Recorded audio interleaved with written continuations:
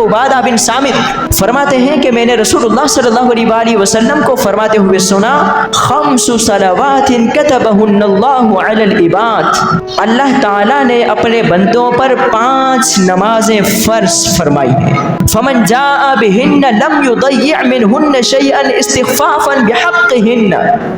جس نے انہیں اس انداز میں ادا کیا کہ کمتر سمجھتے ہوئے ان کو ضائع نہیں کیا، پابندی کی، استقامت کے ساتھ نمازیں ادا کرتا رہا، نماز کو کبھی کمتر نہیں سمجھا، کبھی جان بوجھ کر ضائع نہیں کیا، کان لہ عند اللہ عہد ان یدخلہ الجنہ، اللہ تعالیٰ کا ذمہ ہے کہ اللہ اسے جنت میں داخل فرما دے گا،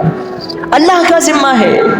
وَمَن لَّمْ يَأْتِ بِهِنَّ فَلَيْسَ لَهُ عِندَ اللَّهِ عَهْدٌ إِن شَاءَ عَذَّبَهُ وَإِن شَاءَ أَدْخَلَهُ الْجَنَّةَ، جس شخص نے نمازیں ادا نہ کی، پابندی نہ کی، تو اللہ تعالیٰ کا کوئی ذمہ نہیں ہے کہ اللہ اس کو جنت میں داخل کرے، وہ چاہے تو عذاب دے، چاہے تو جنت میں داخل کرے۔